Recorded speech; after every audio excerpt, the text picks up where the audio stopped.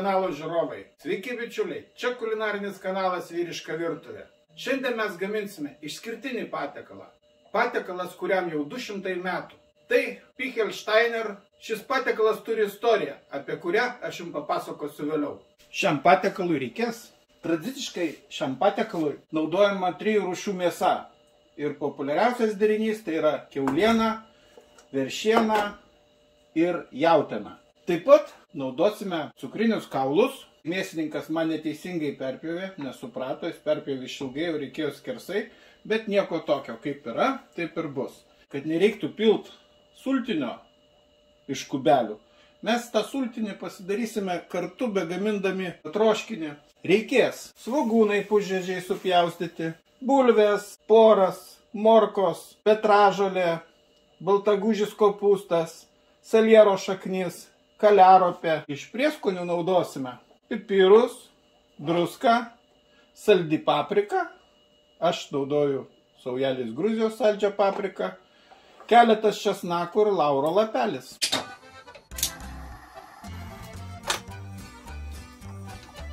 Įpilkime truputėlį aliejaus ir įkaitinkime.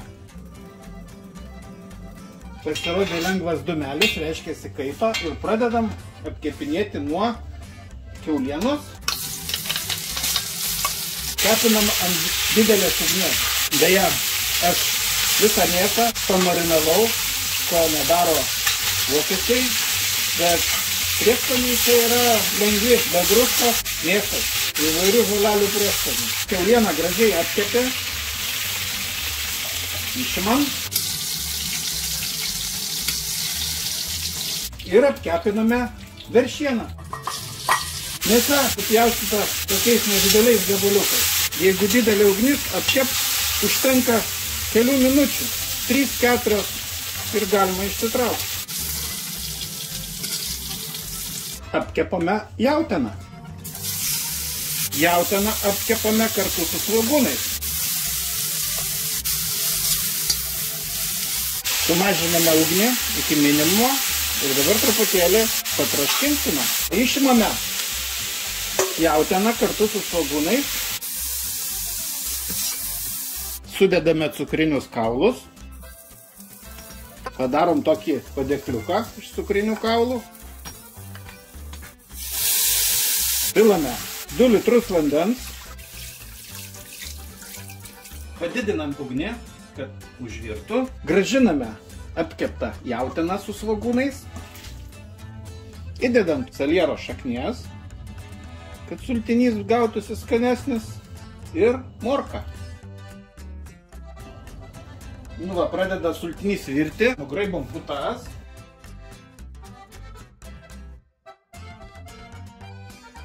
Įdedam lauro lapelį, uždengiame ir mažiname ugnį iki minimum. Virsime kažkur 40 minučių. O kol sriuba verda, susipjaustykime daržoves. Čia saliero šaknis. Salierą pjaustome kubeliais. Pichelsteiner troškinio istorija prasidėjo prieš 200 metų Bavarijoje prie Pichelsteino kalno. Vykdavo ten mugės. Tų mugių metu reikėjo kažkaip pamaitinti žmonės. Tai taip atsirado tas troškinys Pichelsteiner. Šio troškinio garbiai jau 150 metų, kaip yra rengiamas Regeno miestelyje, Bavarijoje, festivalis, kuris vadinasi Pichelsteinfest. Trunka jisai 5 dienas, vyksta Liepos mėnesį ir to šventės metu išvirto Pichelsteinerio kiekiai matuojami tonomis.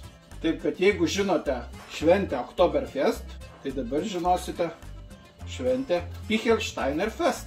Festivalis, kurio metu apsilanko labai daug žmonių ir kurį žino kiekvienas vokietis. Kubeliai susipjaustome kaliaropę.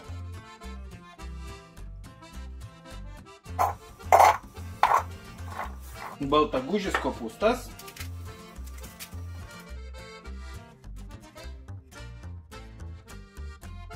Morką supjaustome griežinėliais. Pirmą kartą Pichelsteiner troškinys buvo paminėtas 1894 metais kulinariniai knygoje, taip kad šis troškinys tikrai turi garbingą istoriją ir juo didžiuojasi kiekvienas vokietis. Porus supjaustom griežinėliais.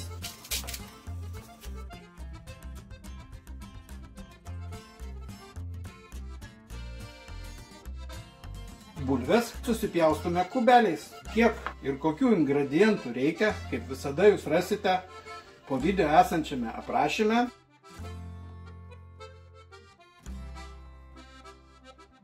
Visas daržovės pasiruošiam, laukiame, kol išvirs sultinys.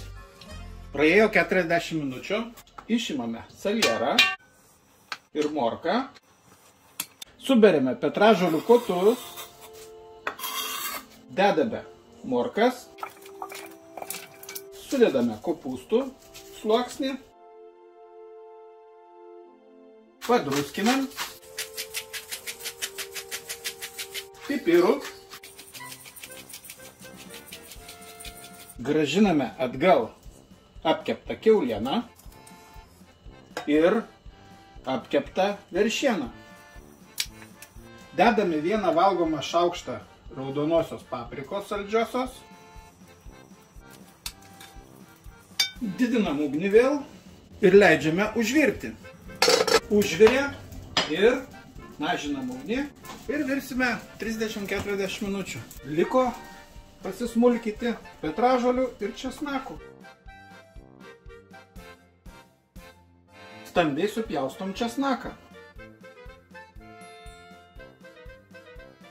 Praėjo dar 40 minučių. Kuo skiriasi šis troškinys nuo, sakysim, kitų troškinių? Čia nepatartina maišyti, kad nesuardyti struktūros. Dedame likusias daržoves. Sudedam porus, bulves. Yra 2 variantai troškinio. Tirštas, bet jeigu dabar aš nieko daugiau nedaryčiau, tai čia gautųsi toks tirštas troškinys, bet kadangi aš noriu skysto, tai aš tokios kaip sriubos, tai dar dapilsime vandens. Būtinai padruskinam, pipirų ir sudedam salierą, kaliaropę, dar kartelį padruskinam, pipirų, didiname ugnį ir dar kartelį tegu užverda. Gegutė užkukavo, reikia pasižiūrėti, ar užvirė. Užvirė. Tai mažinam ugnį ir verdam, kol bus visos daržovės išvirusios. Daržovės tapo minkštos ir mes šį troškinį nukelsime. Troškinys padarytas, pabarstame petražolėm ir česnakais.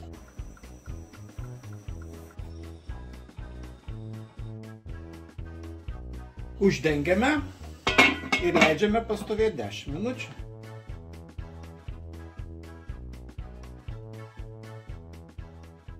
Pagaminome Pichelsteiner troškinį, patiekalą su didžiulė istorija. Internete pasižiūrėjau, kad šiais metais Liepos 25-30 dienomis vyks Pichelsteiner Fest festivalis. Taip kad jeigu kas mėgsta tokias keliones su pavalgymu, tai tikrai aplankykite Pichelsteiner Fest festivalį. Turbūt nėra nei vieno vokiečio, kuris nežinotų apie šį festivalį ir kuris nėra valgęs Pichelsteinerio. Tai gal paragaukime. Daržovė super, paragaukime mėsytę. Minkštutė. Dieviškas skonis. Ir kai už lango dabar tokia nemaloni žiema, tai šitoks troškinys tikrai atgaivins jūsų nuotaiką, o pilvas turės laimės. Pasaka. Vien dėl šito troškinio verta važiuoti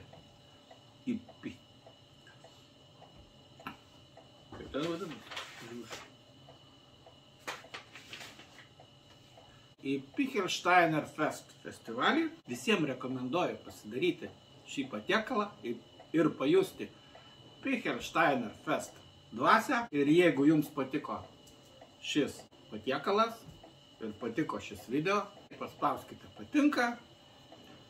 Jeigu nesat užsiprenumeravę, būtinai užsiprenumeruokit mūsų kanalą. Skanaus ir iki kitų skanių susitikimų.